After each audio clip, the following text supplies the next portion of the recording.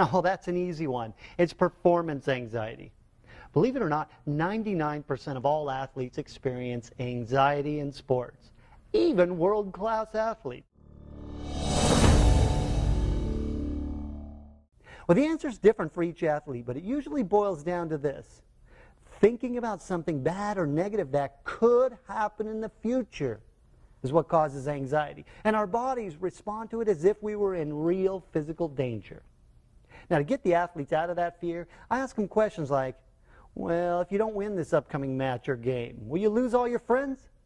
Will you lose your home? Will you be begging on the streets for food? And this gets them laughing and weighing the importance that they placed on the match and how much they've worked themselves up with nothing more than just a thought that isn't even reality. Then I follow it up with, okay, so what are you really afraid of that might happen if you lose or choke or make a mistake? I'm most worried that they'll fail or look stupid. So I ask, well, what's failure? And as I keep asking these types of questions, they begin to realize that what they're really afraid of is feeling difficult emotions like embarrassment, disappointment, inadequacy.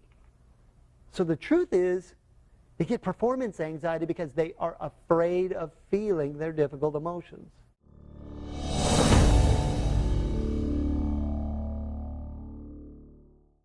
What athletes need to do is they need to embrace their difficult emotions. And it starts with understanding that all emotions are good, useful, and helpful.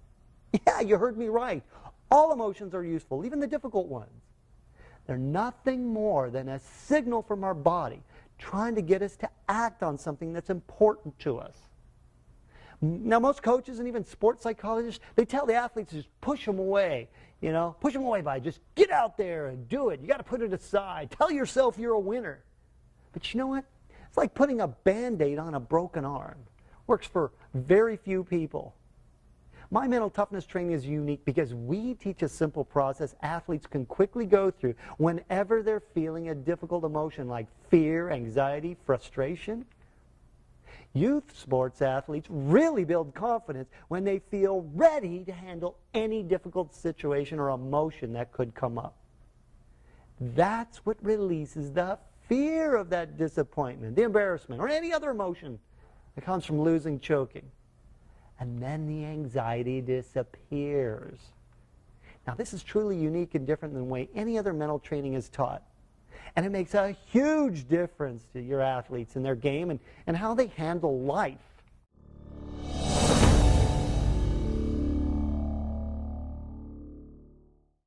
Now, this is, of course, also about anxiety in their sport. So in addition to teaching them my process to deal with their emotions, we also teach the athletes the best way to use making a decision and a commitment to build consistency, take charge of their thinking. You see, athletes have been told what to do all their lives by parents and coaches. And teens are just beginning the process of transitioning to thinking for themselves. And most athletes are not aware that the way they think and the thoughts they think about are a choice. This is huge. And it may sound simple, but it's very important. Athletes need to realize they have the power to decide what they think and believe.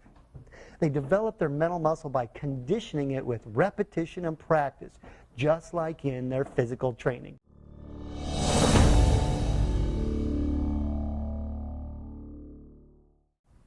Well, a mental block is what stops an athlete from being able to perform a skill or maneuver that they already know how to do, but for some reason just can't perform it.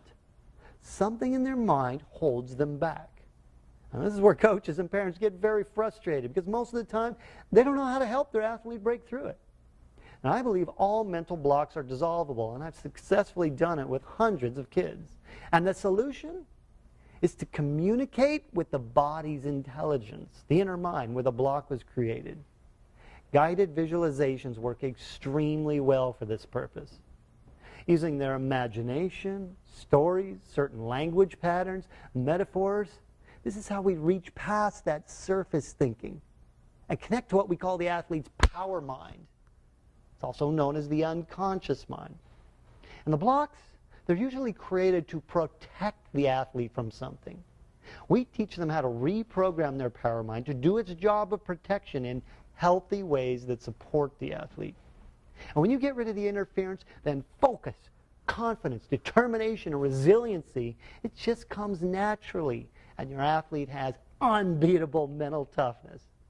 Click on the link below and get a free guided visualization for mastering the pressure. I'm Craig Sigel, the Mental Toughness Trainer. Welcome to the Winner's Circle.